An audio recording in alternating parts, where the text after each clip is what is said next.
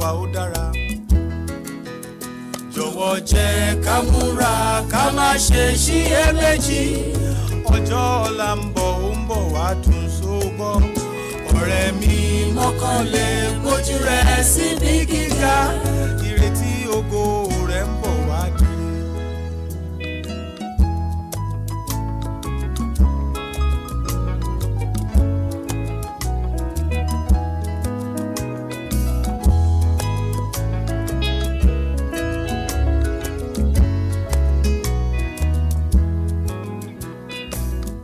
Jìgì kó o dúró gbágbá má ìdáwọ́ dúró ọ̀rẹ́ mi ìbẹ̀rẹ̀ láwá o.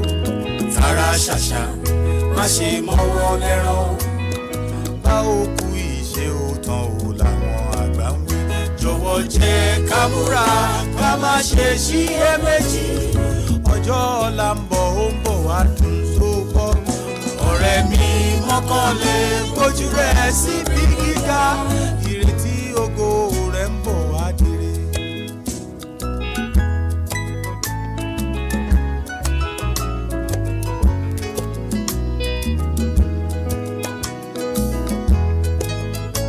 Ẹ káàbọ̀ sórí ètò lónìí. Ètò wa ètò yín ní Ṣọ́wọ́nyá rèé o.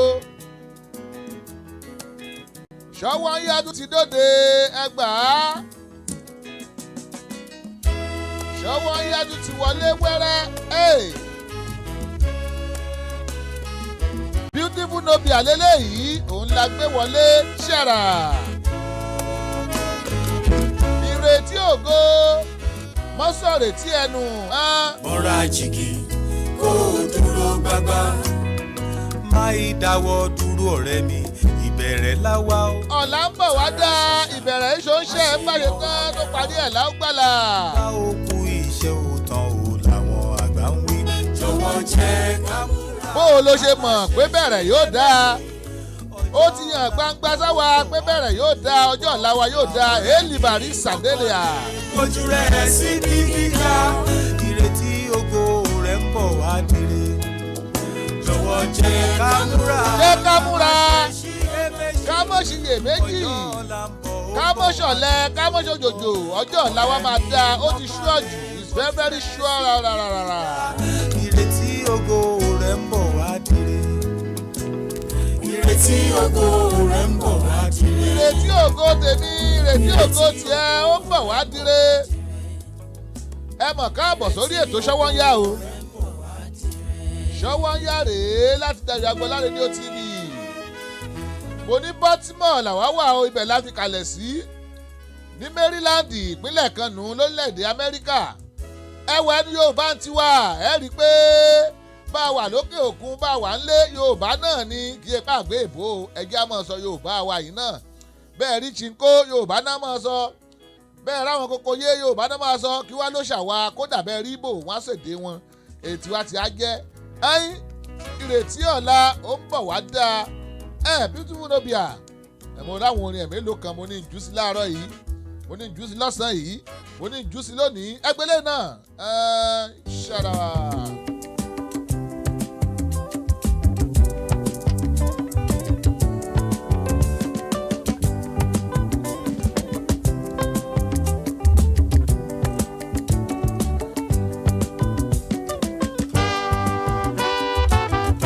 Bá wo àrẹ́gbẹ́ẹ̀tì orin arákùnrin náà ọkọ̀ jẹ́ àbíkíábù ó kó tìbílẹ̀ mọ́tèbó ẹ wo horns ẹ gbọ́ ìlú ẹ̀ ẹ gbọ́ bèsì ẹ̀. Ara ẹ bá mi gbọ́rọ̀ kan wò ọ̀rọ̀ wo ni wọ́n fẹ́ sọ fáwọn aráyé kan gbọ́?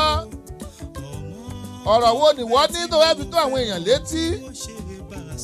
Beautiful Nubia ọ̀rọ̀ ọmọge ẹ̀ ní sọ́ńtì ẹ̀. Ọ̀rọ̀ kílẹ̀ yìí ní tẹ́ fẹ́ sọ. What do you have to say? Sọ ká gbọ́ ẹ̀. Tó sì lẹ́wà o, mo fẹ́ mọ̀ ọ́ lè rẹ̀ o, kí n máa bá ẹ lọ. Jọ̀wọ́ mo fẹ́ mọ àwọn òbí rẹ̀. Ó fẹ́ mọ àwọn òbí rẹ̀, ó fẹ́ mọ fámílìkì rẹ̀. Ọ̀rọ̀ wo ni wọ́n fẹ́ sọ ń tiẹ̀? mo ráwọn èèyàn wa bó ṣe ń wọlé ẹ wò ó láìpẹ́ láìjìnà mo mọ̀ kí yín ẹ ṣeun ẹ ṣeun ẹ ṣeun. bèbí jẹ́ máa bá ẹ lọ ọ̀ní kí máa bá ẹ lọ olólùfẹ́ jẹ́ máa bá ẹ lọ. Oh, what a feeling, running me your love, I can't help myself, baby, I wanna love you, I wanna be with you, both night and day, share my life with you, baby, I want to be with you both night and day. Mo fẹ́ wà pẹ̀lú rẹ lójoojúmọ́. Wọ́n mọ bọ́ọ̀lọ bọ́ọ̀lọ bọ́ọ̀lọ bọ́ọ̀lọ bọ́ọ̀lọ èé sábà. Yéé júlẹ̀.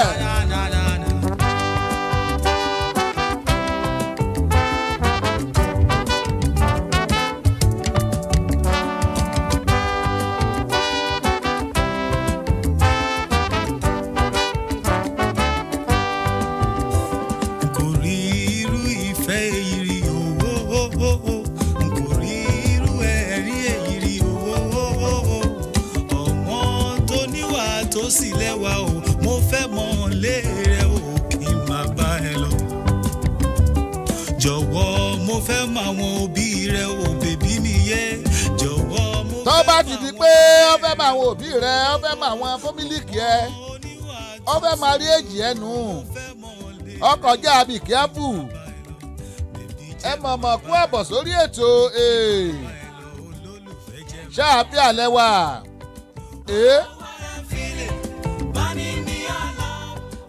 gbogbo ẹ̀yin tẹ́ wà lẹ́nu iṣẹ́ bó o ní ẹ̀yin tẹ́ wà nínú ọkọ̀ bó o ní ẹ̀yin tẹ́ wà nínú ilé ṣọwọ́ ń yá mo ní ṣọwọ́ ń yá lẹ́tọ̀ láti Dayọ̀ Agboola rédíò TV Babalonta Media Studio làwọn ti ń beam live to the world o níbẹ̀ la ti ń jù sóde la ti ń ṣa sóde tó ń ṣá prapra níbẹ̀ ló ti ń ṣá poríporí bàlàbà.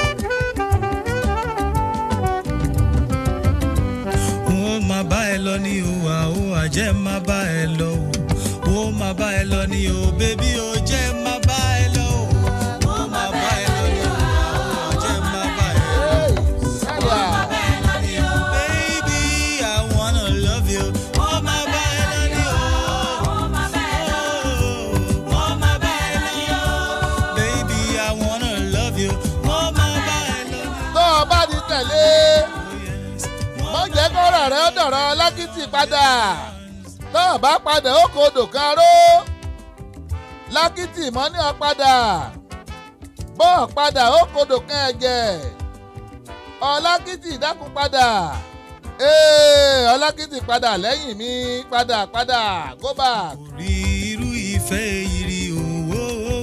ẹ má jòyà yìí lẹ́nu o pé Dayọ̀ Agboola rédíò TV náà làwọn orin ọlọ́pọ́n báyìí ti ń jáde ẹ wò ó tẹ́ ẹ̀ bá gbàgbé arákùnrin kan bàbá kan tí wọ́n ń kọrin tán pè ń gbà wọn Idris Akeem Karim Blackman Akeem Karim orúkọ tán pè bàbá ń gbà wọn ẹyin Blackman Akeem Karim ẹ wò ó a máa gbé orin ẹ̀ wá láìpẹ́ láì jìnnà tá a jọ máa enjoyment orin rẹ yéé tè. I wanna love you. Oh my bella ni o, oh my bella, oh my bella ni o. I wanna love you. Oh my bella ni o. Beautiful Nubia àlélẹ́ yìí orin tó kù tó fẹ́ wọlé báyìí bàbá ẹrù jẹjẹ ní ẹrù jẹjẹ lòun ò wá o ẹrù jẹjẹ lòun bínú ọ̀dà ẹgbẹ́lẹ́ yìí ẹgbà yìí.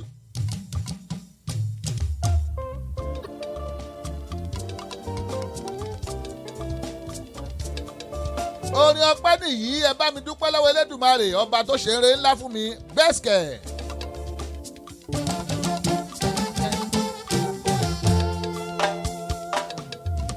Ẹ bá mi dúpẹ́ lọ́wọ́ Ọlọ́run mi. Ó ṣeun púpọ̀ bàbá, ó ṣeun ó máa ṣeun. Ẹ bá mi dúpẹ́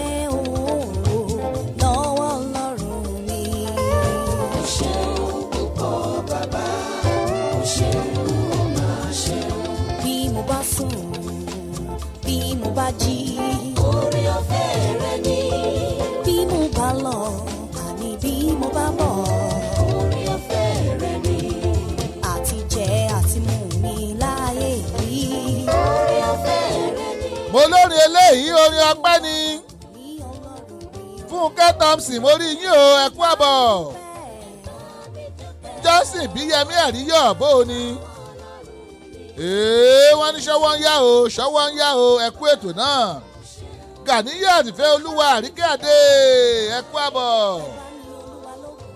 Ben Cranfield Benjamin Adéyẹmí Cranfield ló ń jẹ́ bẹ́ẹ̀ mo rí yín ẹ kú àbọ̀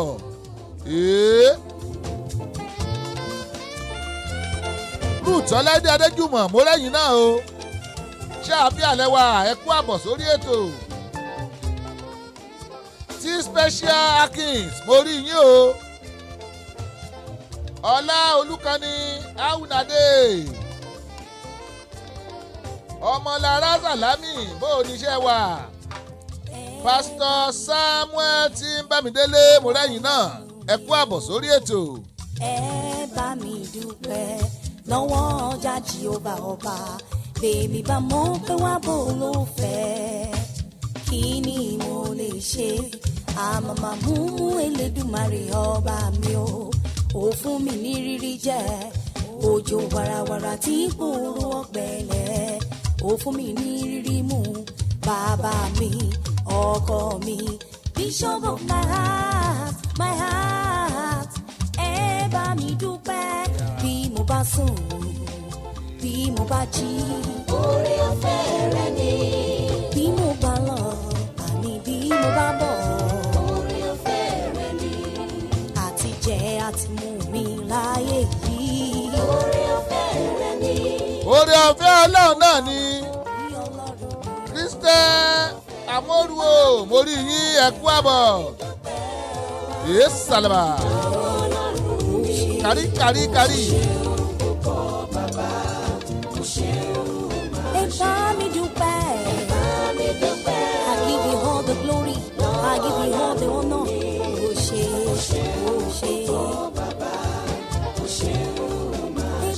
Thank God it's Friday.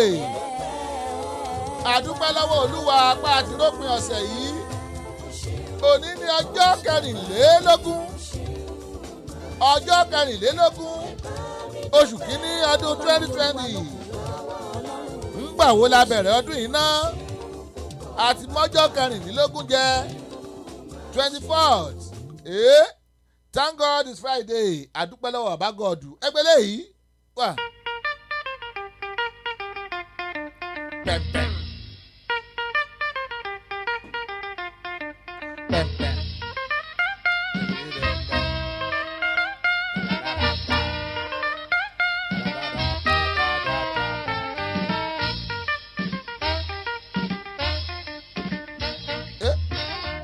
Go back.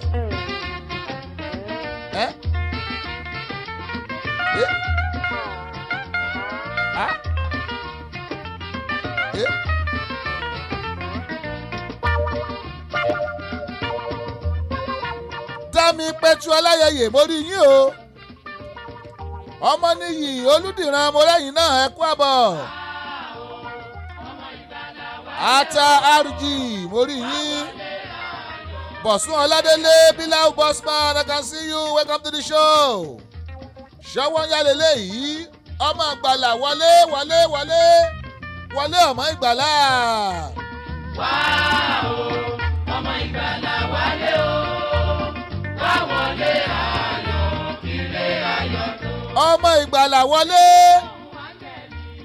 ẹ mọ̀ wò pé nínú ọ̀sẹ̀ yìí orin ọpẹ́ orin ká ṣe nǹkan re orin kí Nàìjíríà ọ̀dà òun mò ń gbé sí bẹ́ẹ̀ ni o ohun tó ń ṣẹlẹ̀ ní Nàìjíríà bóyá ń kọ mí lóminú ló ń kọ mí lómi òde kí ló dé orílẹ̀-èdè tó kún fún wàrà àti fún oyin orílẹ̀-èdè tó kún fún àlàáfíà ó wá dìbí tán ti ń gbé ní pa ó dìbí tán ti ń yànyàn bọ́n ó dìbí tán ti ń kidnapu tán fi ń gbowó ọmọ ìgbàlà tètè máa bọ̀ wá wọlé ìgbàlà wá wọlé ayọ̀ kílé ayọ̀ tó kún ẹyin.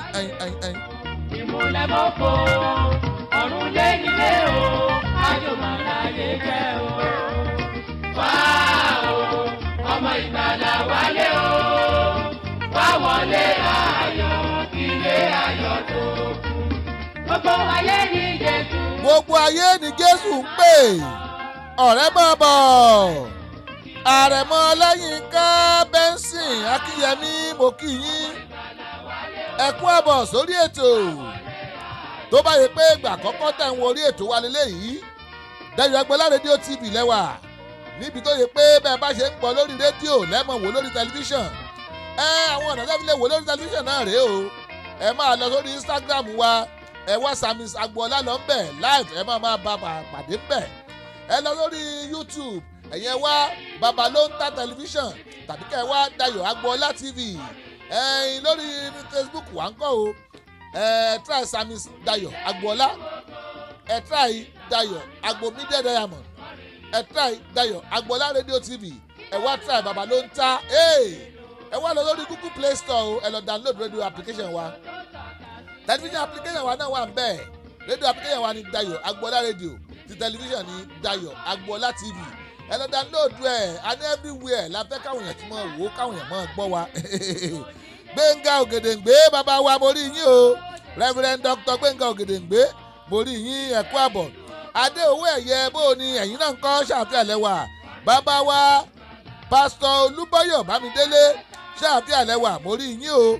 Adékúnlé Dáúdà Sùlàìmọ́n ẹ kú àbọ̀ sórí ètò. Ẹ ṣeun Reverend Dr. Gbénga Ògèdèǹgbé wọ́n ní Happy New Year Babalonta àbí tó bá pẹ́ tà àti rí ẹni náà ẹ kú ọjọ́ mẹ́ta náà ni ọdún tó kọjá láti rí yín lórí ètò. Ẹ kú àbọ̀ ṣàfihàn lẹ́wà. Welcome to the show. Mercy Fádípẹ̀ mo rẹ́yìn náà. Jamiu Ọ̀rẹ́dípẹ̀ ẹ kú àbọ̀. Muazu Ahmed mo rí yín. Tosin Asisat mo rẹ́yìn náà. Báwọn èèyàn ṣe ń wọlé mo make sure pé mo lu everybody lọ́gbọ̀ọ́ ẹnu torí pé àfojúpẹ́ ẹnikẹ́ni rẹ̀ o torí pé ẹ̀yin yọjú làwa náà ṣe wà ń bẹ̀ àbí ẹ̀yin sáà ni bí ò bá sí ẹ̀yin kò lè sí àwa. Lábẹ́ ìyàngbẹ́ ilẹ̀ lómi ìtura pọ̀ sí lẹ́yìn ìṣòro ayọ̀ wa yóò dé o. Mo ní ẹ lè pe àwọn èèyàn sórí ètò, ẹ lè kí àwọn èèyàn yín, ẹ lè kí àwọn fọ́mílìkì yín, ẹ lè kí àwọn ará àjọ yín, ẹ lè kí àwọn ará ilé yín. Nọ́mbà tẹ́ máa pè sí náà rèé lójú ìwòran yìí. Ẹ̀yin ẹ try nọ́mbà yẹn. Fóònù wa máa wọlé sínú studio direct ni so that ẹ lè pe àwọn èèyàn yín, ẹ lè kí wọn. Ọmọ ọba Adésuyì sí Adéyẹmí mo rí yín o, ẹ kú àbọ̀. Ọmọtúndé Olúfọwọ́kàn mo rí yín, ẹ kú àbọ̀. Báwọn èèyàn ṣe ń wọlé mò ń rí wọn. Yes, I can see you. Ẹ kú àbọ̀. Dáríjì wá dáríjàyé o. Dáríjì wá o.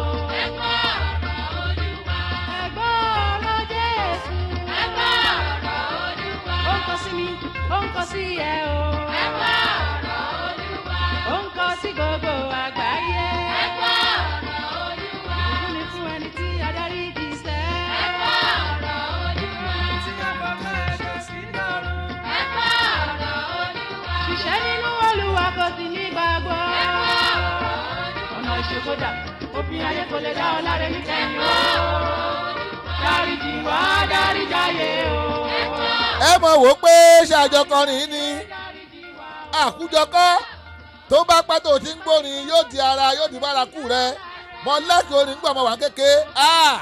Orin tẹ́ ń gbọ́ yìí o, ó ti tó 30 years. Yes kẹ́ wá ọmọ ìgbàlà wọlé. Ẹ rí i pé òyìnbó demu ó yàtọ̀ sí súfẹ́ ń tàka, ó yàtọ̀ sí ranjú njó. Bàbá wa Pásítọ̀ Olúbọ́yọ̀ Bámidélé wọ́n ní my friend I told you he's already in US now. Please send message to his WhatsApp please. Thanks. Happy New Year to you. Best radio TV man in the whole US. Ẹ ṣé gan ni. Bàbá wa bó ti bá wọn sọ̀rọ̀. Àti pera wa. Wọ́n láwọn wà ní Texas. Bẹ́ẹ̀ bá ń gbọ́ mi. Àtijọ́ sọ̀rọ̀. Wọ́n láwọn wà ní Texas pé bóyá bí ọ̀sẹ̀ méjì àwọn ò dé DC. Bóyá wọ́n lè dọ́dọ̀ wá ń gbà wọn. Ẹ ṣeun. Ọmọ àmúsírẹ́ Jésù gbà mí Benjamin Múrẹ́yìn náà. Ẹ kú àbọ̀ sórí ètò. Bó ṣe délé à ẹ̀mí fi mílẹ̀ náà mọ̀ bọ̀. Jésù Kristi ní kọ́lá làgbà mí, ẹ̀jẹ̀ rẹ̀ nìkan ló lè gbà mí. Àgbélébù Jésù ló lè gbà ọ́, ọ̀rọ̀ àgbélébù nìrètí rẹ̀. ọ̀rọ̀ àgbélébù yìí náà ni àgbélébù Jésù yìí náà ni pásítọ̀ Olúbọ̀yọ̀ tẹ́ bá ń gbọ́ mi mo ti bá ọ̀rẹ́ yín sọ̀rọ̀ wọ́n láwọn wà ní Texas lọ́wọ́lọ́wọ́ wọ́n ní bí ọ̀sẹ̀ kan àbọ̀sẹ̀ méjì àwọn ó dé DC bẹ́ẹ̀ ni adijọ́ sọ̀rọ̀ ẹ ṣeun God bless you God bless you. Orin eléyìí ẹgbẹ́ sí yìí bẹ́ẹ̀ bá ń gbọ́ bàbá wa ẹ̀rù jẹ̀jẹ̀ Michael Fashina olókọrin eléyìí ó ní ọba tí ń ṣeun tẹ́nìkan ò ṣe rí èdè Ìbàdàn náà yìí kọ́ ọba tí ń ṣeun tẹ́nìkan ò ṣe rí ọba tí ń ṣeun ẹyin ẹja jùsì òrè ẹgbà.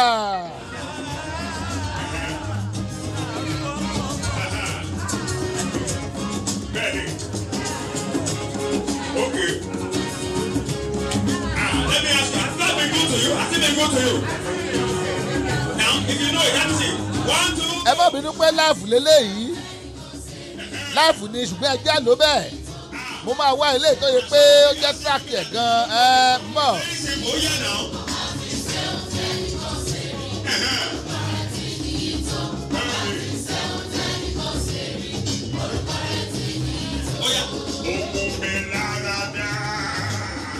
Ó ṣe ó tún fún mi láyọ̀ rẹ̀ ó lè ṣe ó aláníṣẹ́ lolúwa arúgbó ọjọ́ ìrẹ́ ní máa sì ọ́ títí ayé. Ó yá sí ẹbí sí yẹn.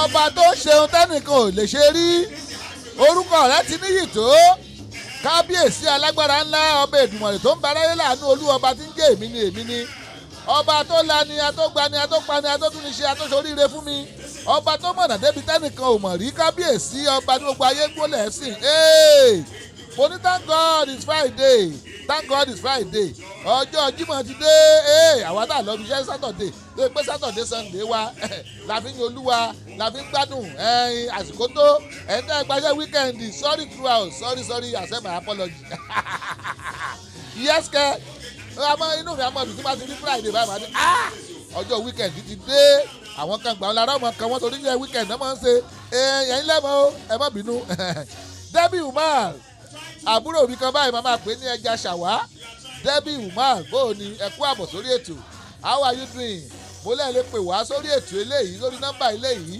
443-410-2427 ṣùgbọ́n tó bá yẹ pé ẹ fẹ́ bá producer sọ̀rọ̀ ní lẹ́yìn ètò nọ́mbà eléyìí ní kẹ́ ẹ pè torí tá a bá pe léyìí nísìnyí báyìí àní gbé ṣùgbọ́n ẹ lè text wa ẹ lè WhatsApp wa ẹ lè pè wá lẹ́yìn ètò ọba tí ń ṣeun tẹ́nìkan ò lè ṣe orúkọ rẹ̀ ti níyì tó. If God will still be good to you, why give me that for very loud?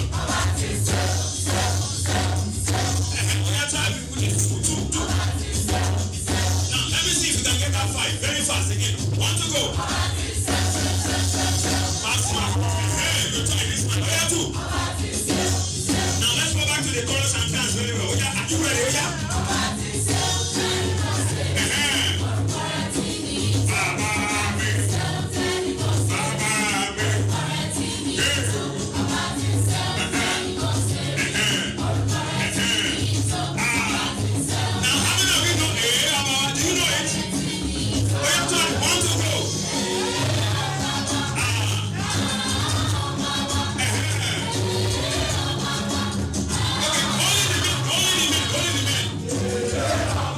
ẹ wò ó kó tó di pé mo wọ yàrá kéde mo fẹ́ ju orin àbúrò mi sí Demola Sax Demi Sax ó ní absolute praise ìyìn pọ́nbélé absolute praise kí la lè fọ́lọ́run náà ìyìn náà ni ẹ gbà lẹ́yìn eléyìí àwa wọ yàrá kéde lóore bẹ́ẹ̀.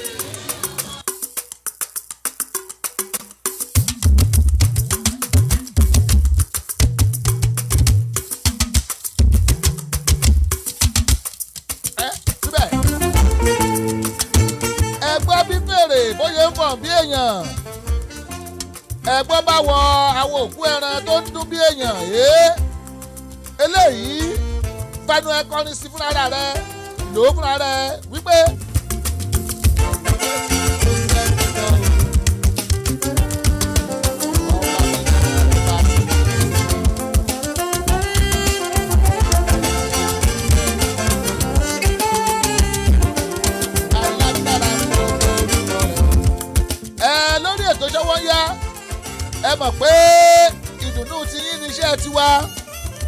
everyday ká máa jó ká máa yọ̀ ni ká máa dáńsíá àwọn ọ̀rọ̀ ṣítí ọ̀rọ̀ kékeré kan bọ̀ tá a mú bọ̀ lónìí o ọ̀rọ̀ mímọ́ látòrí ìtẹ́ ṣùgbọ́n torí pé àlọ́jọ́ músọdókùn a máa ṣe gbogbo ẹ̀ pápápá ni ṣùgbọ́n mo kẹ́ enjoy orin Demi Sax iná ẹ má gbọ́ lọ ń bọ̀.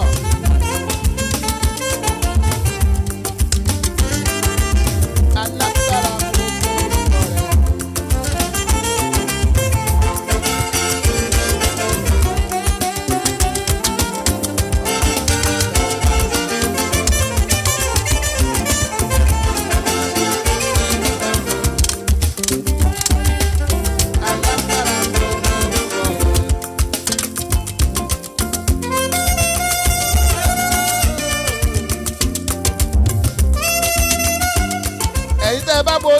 mọ̀mọ́bí tó bọ́ sí lára yín Olútáyọ̀ Akínfọlárìn Ìdíyẹyè mórí yín o ẹ kú àbọ̀.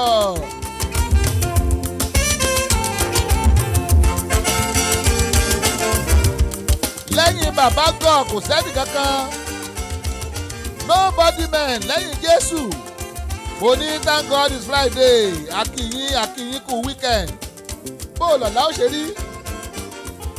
ó ṣe rí ẹ̀yin tẹ́ wà ní Baltimore ẹ̀yin tẹ́ wà ní Maryland mo ń fi àsìkò eléyìí mo fi ń pè yín special request ni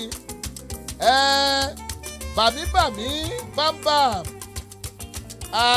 Bánjí Àgúnbíadé òun ló ní kí n sọ fún yín ẹ wò ó bàbá wa olóyèlú tẹ̀ mọ́ ni bàbá wa Mojísólúwa Akínfẹ̀wá wọ́n ṣolóògbé lórílẹ̀‐èdè Nàìjíríà ọmọ wọn ń bẹ l'Amẹ́ríkà bí ọmọ wọn ìyàwó ọ̀rẹ́ mi ni ẹ̀yin lọ́la òde yìí la máa ṣe celebration of life fún wọn ká tó wá rè ṣòkú Nàìjíríà gbogbo yín la pè ó yẹ kí n tiẹ̀ wá advertisement yẹ kí n fi sí bóyá tá advertisement wọn bá ti ń lọ lọ́wọ́ kí n kì í bọ̀ Ọládélé Ọlálẹ́yẹ Tèmíládé mo kí yín o ẹ kú àbọ̀ Bàdà Caroline mo rẹ́yìn náà ṣẹ́ wà.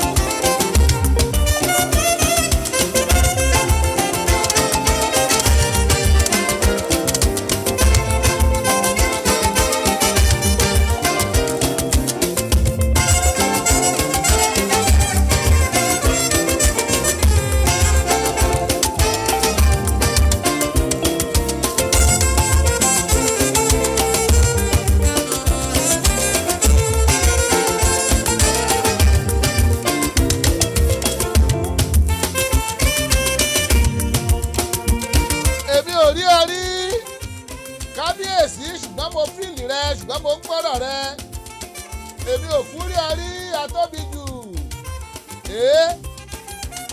ṣùgbọ́n mo ń gbọ́dọ̀ rẹ mo ń fìlì rẹ yes I have assurance Ọlọ́run ni ìpè ẹ wá.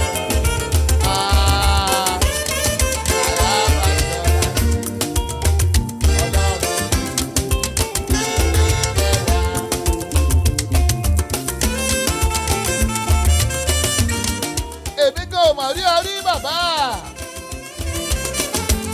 a gbọ́ láti inú ìtàn ní pé Olúwa wa ń dábírà a sì wá rí i pé gbàtàwà gan dánwò ó ṣe bẹ́bẹ́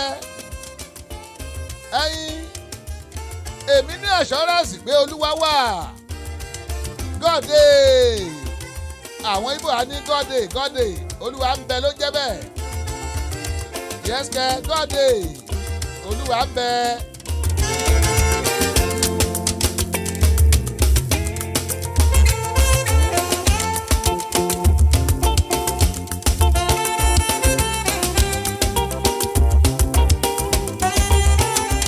kó tó di pé mo wọ yàrá àkéde Rose Ẹ̀sẹ̀kùnmí Adékúnlé mo rí yín o ẹ ṣé ẹ kú àbọ̀ Yínká Sàláùdín mo rẹ́yìn náà Tósìn Oyètúnjí ayé olùṣọ́ mo rí yín o ẹ kú àbọ̀ mo ní kí n tó wọ yàrá àkéde bàbá wa Mojísólúwa Akínfẹ̀ǹwá ẹ máa mọ̀ wọ́n sẹ́nitọ́ Mojísólúwa Akínfẹ̀ǹwá ẹ mọ̀ wọ́n káàkiri orílẹ̀-èdè Nàìjíríà bàbá wa sẹ́nitọ́ Mojísólúwa Akínfẹ̀ǹwá wọ́n lè bi àgbáre o lórílẹ̀-èdè Nàìjíríà ṣùgbọ́n lọ́la àwa fẹ́ ṣe àjọ̀dún fún wọn celebration of life ni kì í ṣe wake up kì í ṣe kínní pé bàbá wọnú afẹ́ rere àṣẹ fún wọn lọ́la o àdírẹ́sì rèé o 1663 Banquet Hall that is 8684 Veteran Highway 8684 Veteran Highway ó wà ní Millersville ní Maryland ẹ̀ tó wáyé pé Maryland lẹ́wà ẹ jẹ́ àpàdé ń bẹ̀ ẹ dákun ẹ bá ń yẹ ọ̀rẹ́ mi bàmí sí ẹ bá ń yẹ bámbàm sí bàbá wa Mojísólúwa Akínfẹ̀ǹwá wọ́n lè bi àgbáre mo fẹ́ gbogbo ọyọjú síbẹ̀ ẹ jẹ́ àpàdé ń bẹ̀ tó bá di lọ́la pàdúṣù àdírẹ́sì yẹn kó tó di pé a kúrò lórí ètò gbẹ́jẹ́ sáré wọ yàrá kéde wa torí pé àárín kan ní ìnáwó ìgbà tá a kó mi ẹran dé Walmart lọ́jọ́ òun wà láì wọn àgbá ẹ jáwọ́ yàrá kéde arákùnrin dàmbolo wà so ti wà ń tòsí where are you from ó ti dé ó yẹ ẹ bá a já sí ẹ bá a jú sí láti ilé kéde lọ́hùn láti ilé yàrá kéde ẹ bá a sọ sí kó lọ. ètò Sówónyá tó ti dóde ẹ̀ má tẹ ọ́ kó àpátápá àrà àgbàlagbà ètò tí gbogbo ayé fẹ́ gbọ́ Sówónyá. ètò Sówónyá ti dóde o Sówónyá ti dóde o ẹ wá ń kan fìdílé tàbí kẹ̀kẹ́ fìdílé kọ̀ǹkọ̀ǹkọ̀ǹkọ̀ǹ Sówónyá ti dé torí tòní àtúndùn ó dàgbọ́ngbọ́n akán sí i Sówónyá ti dé. bẹ́ẹ̀ ni o ẹ kú lélà àkàrà lé ẹ̀rìn wá ní tèrò ọ̀nà ètò àgbọ́dúnú tó mọ́wọ́ iṣẹ́ yàtẹ̀ tí ń retí Sówónyá yóò máa bá fẹ́fẹ́ ṣọ̀rẹ́ níkànnì yìí Dayọ̀ Agboola rédíò TV láti ọjọ́ ajé Monday títí di ọjọ́ ẹtì Friday agogo kan ọ̀sán ni nílùú Amẹ́ríkà méje alẹ́ ni ní Nàìjíríà agogo 6 ìrọ̀lẹ́ ni nílùú United Kingdom béèyàn bá mí ìsètò Sówónyá lọ́jọ́ kan bí ẹni fi ìgùn ọ̀sán ògiri gbígbẹ ni Sówónyá pẹ̀lú Samis Dayọ̀ Agboola ní Dayọ̀ Agboola rédíò TV ẹ ò gbọ́dọ̀ mí ìṣe ẹ̀. ẹ wá ń kan fìdílé tàbí kẹ̀kẹ́ fìdílé kọ̀ǹkọ̀ǹkọ̀ǹkọ̀ǹ Sówónyá ti dé torí tòní àtúndùn ó dàgbọ́ngbọ́n akán sí i Sówónyá ti dé. Here is the company in America everybody call it Pleasant Services.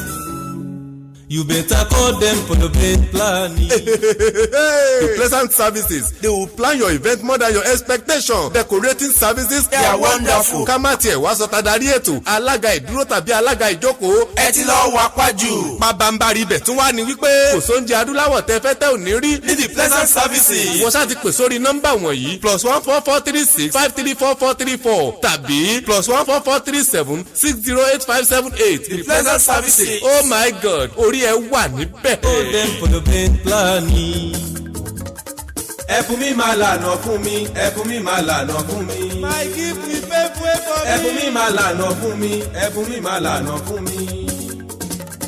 Orin lẹ̀bùn mi, eléré ni mí.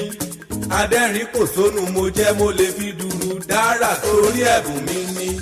Ẹ̀bùn mi máa lànà fún mi. Ẹ̀bùn mi my gift a fantastic program. Àgbọ́túngbọ́ ètò bá bá ètò alárinrin. Ibi tẹ́ ó ti máa ṣalábàápàdé oríṣiríṣi ẹ̀dá tó lẹ́bùn tó ń lo ẹ̀bùn nínú ayé ní gbogbo ọjọ́ ajé Monday àti ọjọ́ ẹtì Friday ní Dayọ̀ Agboola Radio TV. Time 5 p.m.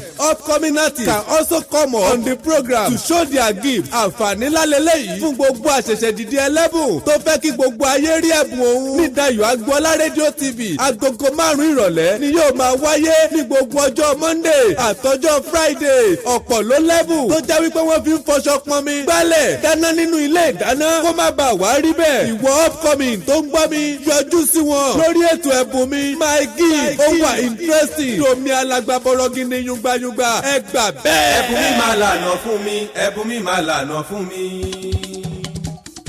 gbogbo yín pátá ẹ kú ìyànjú ẹ kú ìyànjú ẹ kú ìyànjú ẹ kú ìyànjú ẹ kú ìyànjú ẹ kú ìyànjú ẹ kú ìyànjú adéyànjú wà ládé àmì ọlọ́run adéyànjú wà ládé o.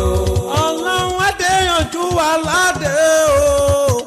adéyànjú wà ládé o. bẹ́nìyàn bá jí ní kùtùkùtù òwúrọ̀ fẹ́ rí mọ́njò. àì tó gba bí iṣẹ́ òòjọ́ rẹ̀ lọ. irú wọn là á kí pókú ìyànjú. nítorí ọwọ́ alápọn la ó mú sanra. òtítọ́ ni wípé kìràkìtà ò dọ́là. ká ṣiṣẹ́ bí ẹrú ò dá nǹkan kan. ọlọ́run ọba ni kó déyànjú wa ládé. ní gbogbo ọjọ́ àlàmísì thursday. ní agogo 4 ìrọ̀lẹ́ 4 p.m. ní kẹ́ ẹ máa pàdé ọmọ yín ọ̀rẹ́ yín olólùfẹ́ yín. ìbíyẹmí ọmọ òró wọlé AIJ. lórí ètò yín ètò wa ẹ kú ìyànjú. ètò tí gbogbo ayé ń gbóríyìn fún. lórí Dayọ̀ Agboola rédíò TV lágogo 4 ìrọ̀lẹ́ ọjọ́ thursday tọ̀sẹ̀ yìí. ẹ ò gbọ́dọ̀ miss ẹ̀.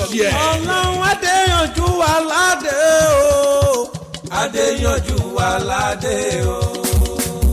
for sound and quality production Babalonta Studio is the best. for sound and quality production Babalonta Studio is the best. Oh. Babalonta Production, the ultimate in audio visual. Babalonta Production, the ultimate in audio visual. Yes, so you can't argue with the proof. Studios are many, but the best one is few. Babalonta Digital Studio for your recording, demo CD, mastering, marketing and promotion, and also live band performance, seasoned DJ, videographer, photographer, master of ceremony, music consultant. Reach Samis Dayọ̀ Agboola on Agboola Adedayo 68@gmail.com or visit our website www.dayoagboola.com. Telephone +1443 760 8578. Babalonta Production, the ultimate in audio visual. Babalonta Production, the ultimate in audio visual. òótọ́ ni bẹ́ẹ̀ náà ló kúkú rí ẹtún jẹ́ ń sáǹpù ọmọ eléré ọ̀dẹ ètò ayọ́ka lẹ́tọ̀ ètò tó kàn ní lọ́gbọ́n kàn ní lẹ́kọ̀ọ́ fún ní lóye pẹ̀lú èdè abínibí bàbá wa gbọ́ngbọ́n kan sì ó ládùn nínú tó bá ti da agogo 5 rọ̀lẹ́ nílùú Amẹ́ríkà tó bá jẹ́ Nàìjíríà ńkọ́ agogo 11 lẹ́ni lọ́dọ̀ títí wa 10 lẹ́ni nílùú United Kingdom ní gbogbo ọjọ́ àlàmísì tọ́sídẹ̀ẹ́ ẹ jẹ́ ká jọ mọ́ gbọ́ Dayọ̀ Agboola rédíò TV níbẹ̀ lẹ́ ò ti máa jẹ̀gbáládùn ètò ìjàpá bùkélé ọmọ ẹ̀ ń tẹ́wọ́ o ìjàpá bá ń fọmọ rẹ̀ lésì ó lé mi àmọ́ bùyàn ní nǹkan wà máa pè mí láhùn ọláìdé ọ̀rọ̀ pọ̀ o ọmọ wọn nílùú gbọ̀ngàn olúfì ó káre tó ṣe bí ọmọ ahun ẹ̀yin àyànfẹ́ mo lẹ́ ògbérin àbẹ́ ògbérin orin ẹ̀ lérí bá dà ń lọ́mọ rẹ̀ gbé ẹ mọ̀ wípé ọláìdédé ọ̀rọ̀ pọ̀ mọ̀mọ́rẹ́ o àyọkàrè ọláìdédé ọ̀rọ̀ pọ̀ mọ̀mọ́rẹ́ o àyọkàrè ọláìdédé ọ̀rọ̀ pọ̀ mọ̀mọ́rẹ́ o àyọkàrè ọláìdédé ọ̀rọ̀ pọ̀ mọ̀mọ́rẹ́ o àyọkàrè ọláìdédé òótọ́ ni bẹ́ẹ̀ náà ló kúkú rí Dayọ̀ Agboola rédíò TV lẹ́yìn tí màmá jẹ̀gbáládùn ètò.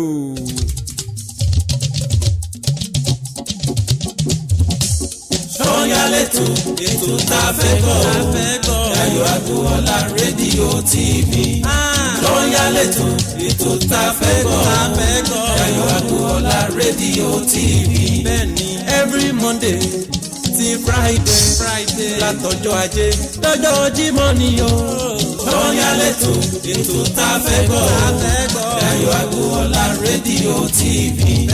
Sọ́yálì o ètò tó lóyin ládùn olówó ọjà kájẹ́bù gbàjẹ́ olówó ọjà tàbóhunkóhun ẹ pè Dayọ̀ Agboola sórí nọ́mbà rẹ̀ +144 376 085 78. Sọ́yálẹ̀tò ètò tá a fẹ́ gbọ́ o Dayọ̀ Agboola rédíò TV. Sọ́yálì o ètò tó lóyin ládùn olówó ọjà kájẹ́bù gbàjẹ́. yẹ́sì ẹ káàbọ̀ sórí ètò Sọ́wọ́nyá lẹ́ẹ̀kan sí o mo kí yín lọ́kùnrin mo kí yín lóbìnrin mo kí yín lọ́mọdé mo kí yín lágbà àtọ́yún inú àtàsẹ́ gbogbo yín mo kí o mo kí dúdú mo kí pupa mo kí gíga mo kí kúkúrú mo kí sísanra mo kí pẹlẹbẹ mo kí bòní èwo ló tún kù mo kí bòròró mo kí kokoyé mo kí ngbàtí mo kí yánmírín mo kí yémírín mo kí gbogbo yín mo kí everybody mo kí ibi kí sára ti ń gbọ́ mi mo kí yín padà sórí ètò Sówónyá láti Dayọ̀ Agbọ́lá rédíò TV. Màmá sọ wípé Baltimore la fi kalẹ̀ sí nípínlẹ̀ tó súnmọ́ omi tán pè ní Maryland lórílẹ̀‐èdè Amẹ́ríkà. Babalọ́ta digital studio níbẹ̀ láti ń beam live to the world láti ń dá káàkiri àgbáláyé tẹ́ ẹ ti ń gbọ́ wa tẹ́ ẹ ti ń wò wá torí kétékétékétékété. Yes, mo ní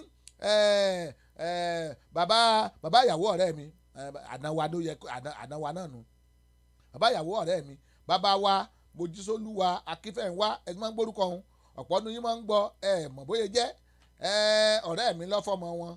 Bàbá wa Mojísólúwa Akínfẹ́ńwá bàbá wa Mojísólúwa Akínfẹ́ńwá wọ́n máa ṣe wọ́n fi ayé lẹ̀ láìpẹ́ jìnnà ní orílẹ̀-èdè Nàìjíríà ṣùgbọ́n lọ́la yìí làwa máa ṣe celebration of life pé wọ́n tẹ́ bàbá sáfẹ́ rẹ̀ àgbé bàbá rẹ̀ ọ̀làkàlà máa sí wọn o ọ̀la la máa ṣe celebration of life fún bàbá ní Maryland so ẹni tẹ́ bá wà Maryland ẹni bàbá ló ń ta ló ń pè yín àdírẹ́sì yẹn rèé o 8684 Veterans Highway 8684 Veterans Highway ní Millersville ní o Millersville Maryland tẹ́ ẹ̀ bá gẹ̀ẹ́tì ẹ̀yin ẹ pè nọ́mbà tẹ́ ń wò lórí ìwòran yìí ẹ pè nọ́mbà yìí ẹ bá pè nọ́mbà yìí màá sọ àdúgbò fún yín ẹ jẹ́ gbogbo wa ẹ jẹ́ ká gbárùkù tì wọ́n ẹ jẹ́ àrè sọ́pọ́tì ọ̀rẹ́ wa Bambam Oyèbánjí Agúnbíadé tó jọkọ̀ Yétúndé lọ́mọ bàbá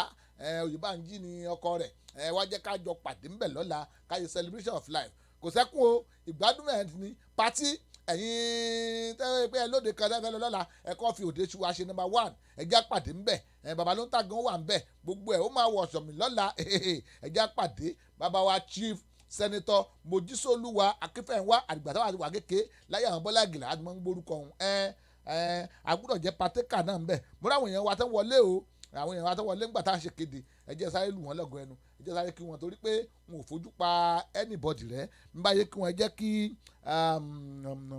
Fender Pastor Fẹ́mi Fender kó máa bá wa ju orin jáde sí àwọn èèyàn kó máa bá wa ju orin yẹn jáde kó ra máa sẹ́ lábẹ́nú Pastor Fẹ́mi ó yá ẹ bá a dán síta náà. Máyọ̀kún Òkúbóyè honey nice one longest time happy new year ẹ kú àbọ̀ Túndé Fọ́ọ̀kúnlà mo rí yín o ẹ kú àbọ̀ Sunday Olúwalẹ́yẹ mo kí yín The Kingdom Come mo kẹ́yìn náà Daniel Porter bó oníṣẹ́ wà Paul Adésínà mo rí yín olórí ayọba ọmọ tọjọ́ mẹ́ta Máyọ̀kún Òkúbóyè mo rí yín welcome to the show ẹ kú àbọ̀.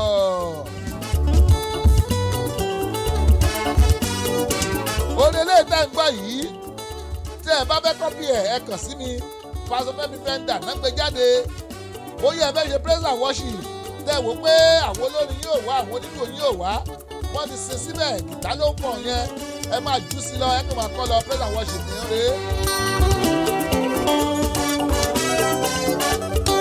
ó dáa fún yín nílé ìjọsìn àbí pé orírìn àjò ń wa mọ́tò lọ ìwọ nìkan lọ wà ní mọ́tò ìwọ gbé sí kọ́ ọmọ kọrin yẹn lọ ẹ̀yin ẹ pè mí lórí nọ́mbà yìí mo ní àrà ọ̀tọ̀ ni láti Dayọ̀ Agbọ́lá radio station Dayọ̀ Agbọ́lá radio TV àrà ọ̀tọ̀ ni ọkọ̀ jàbí kíáfù èèsà.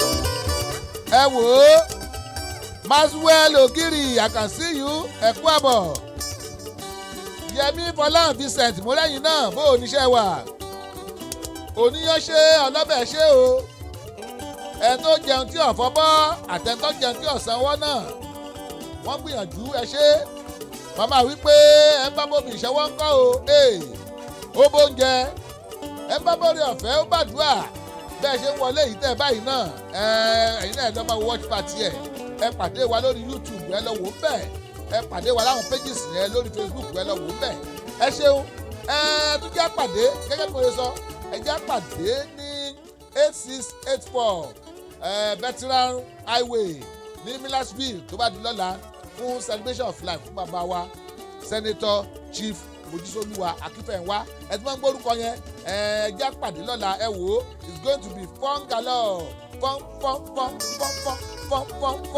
fun galore yẹn nígbà tá a máa pàdé ẹ má gbàgbé o pé mo ní ká ẹ máa tọ́jú ara yín o nǹkan tó bá máa ṣe yín léṣe ẹ má dé díẹ̀ bàbá ló tà lórúkọ tèmi kò tí ì yípadà èmi lọ́mọ òsì àṣọ ọmọ ẹlẹ́gbẹ̀ẹ́ ní òró ọmọ ẹlẹ́gbẹ̀ẹ́ gidi gbàgbọ́n ṣọ́nà èso kan múra mọ́nìkọ̀ àyà tìkí ná ọmọ ọwọ́ ọmọ ẹkùn àwọn èèyàn wọn pé ṣé mo speak in tongues ẹ̀jẹ̀ bá yín tu wálẹ̀ ẹ̀jẹ̀ bá yín ṣàwásílẹ̀ díẹ̀ èmi lọ́mọ òsì àṣìṣẹ́ ọmọ ẹlẹ́gbẹ̀ẹ́ ní òró ó mì pé ní ìlú tiwa a ní ẹgbẹ̀rin èrò kí ní ẹgbẹ̀rin igba mẹ́rin òró a ní èso yẹn ló pé igba mẹ́rin ni èso kan mú rẹ mọ lùgbà ọ̀ṣà tìkí ná àwọn èso tó yẹ pé wọ́n máa ń fún ọmọ pé bíi snacks ó yá kọ́kọ́ gbà ọmọ tó sunkún ó yá gba èso yìí kó o jẹ́ ńgbà tí ìṣà ò tí ì jiná tó ń jẹ ò tí ì jiná ọmọ owó ọmọ ẹkùn àwọn kan yẹn pé àwọn ní àwọ̀tẹ́kùn ọmọ tó ju àmọ̀tẹ́kùn lọ ọmọ Jésù Olúwa àwa náà nu ìyẹn títí ìgbà tó máa pàdé ó dàbọ̀ bọ̀.